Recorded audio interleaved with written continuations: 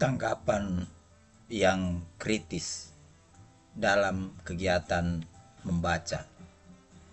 Aktivitas membaca dilakukan untuk memahami bacaan yang kita baca. Pada saat itu, pembaca berkomunikasi dengan penulis. Komunikasi tersebut diharapkan dapat berlangsung sesuai dengan harapan.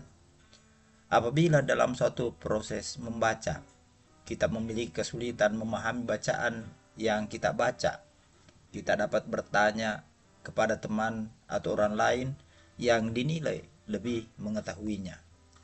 Dalam mendengarkan jawaban dari pertanyaan yang disampaikan, kita dapat mengetahui isi tulisan tersebut.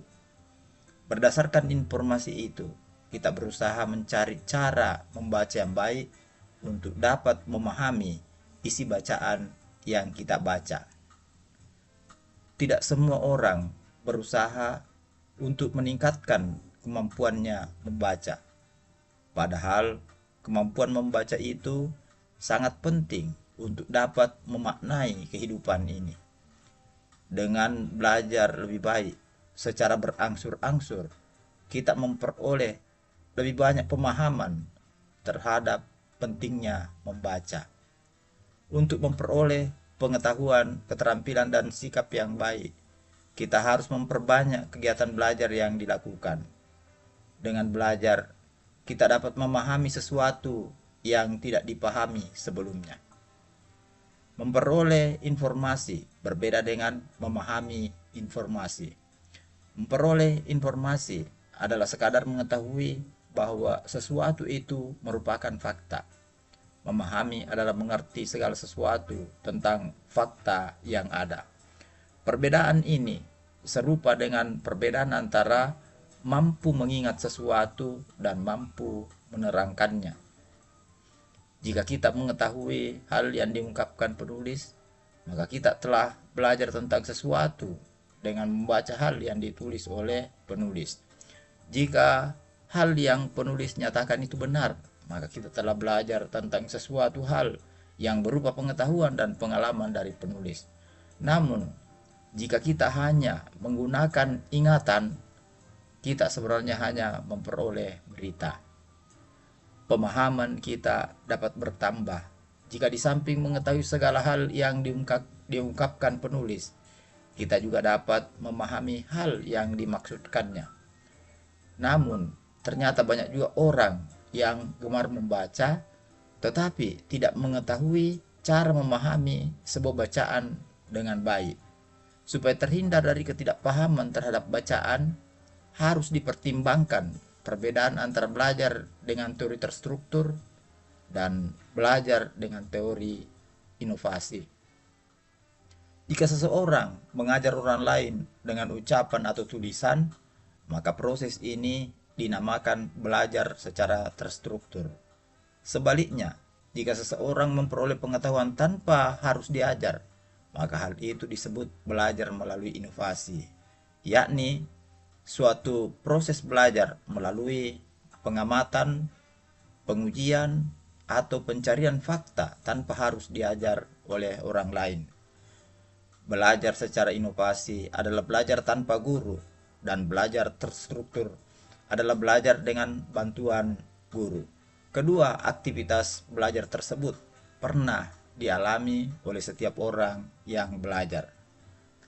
Tanpa perlu membahas teori-teori belajar secara terperinci pun, dapat diketahui cara yang lebih baik untuk memperjelas perbedaan antara belajar melalui inovasi dan belajar secara terstruktur. Dalam hal ini sudah jelas bahwa mengajar merupakan seni yang sangat khusus. Sekalipun guru mungkin membantu peserta didiknya dalam banyak cara, namun peserta didik itulah yang harus melaksanakan kegiatan belajarnya sendiri. Pengetahuan haruslah tumbuh di dalam jiwanya agar benar-benar bisa menjadi sebuah proses belajar. Ada orang yang beranggapan bahwa membaca dan mendengarkan tidak memerlukan banyak upaya. Mungkin pendapat ini memang benar bahwa seseorang akan berpikir lebih sedikit apabila tujuan utama dari kegiatannya membaca ialah untuk mendapatkan informasi atau kesenangan dibandingkan dengan membaca untuk memahami sesuatu. Hal itu bisa saja terjadi karena cara membaca yang digunakan untuk tujuan tersebut kurang aktif. Kegiatan berpikir merupakan bagian dari kegiatan belajar yang dilakukan seseorang untuk menggunakan pengertian dan daya imajinasinya. Orang tersebut diharapkan untuk mengamati, mengingat-ingat, dan menciptakan daya bayangnya tentang sesuatu yang tidak diamatinya secara langsung. Sesungguhnya membaca dan mendengarkan dapat dikategorikan sebagai aktivitas belajar dari guru. Keduanya merupakan cara belajar yang sudah biasa dilakukan, meskipun aktivitas yang dilakukan itu berbeda. Belajar dari kegiatan membaca dapat dilakukan tanpa kehadiran guru. Sebaliknya, belajar dari kegiatan mendengarkan dilakukan dengan kehadiran guru. Apabila peserta didik bertanya kepada guru tentang sesuatu hal, guru seharusnya dapat menjawab pertanyaan peserta didik tersebut. Jika peserta didik itu tidak mengerti jawaban yang disampaikan guru, maka peserta didik itu dapat bertanya tentang maksud guru. Hal itu sangat berbeda jika peserta didik mengajukan pertanyaan setelah membaca buku atau bacaan. Peserta didiklah yang harus menjawabnya sendiri dengan membaca kembali buku tersebut. Contoh, pertanyaan peserta didik mengenai manusia dan alam sekitarnya dapat dijawab oleh peserta didik itu sendiri jika berusaha memahami bacaan tentang manusia dan alam sekitarnya dengan cara membacanya secara lebih cermat.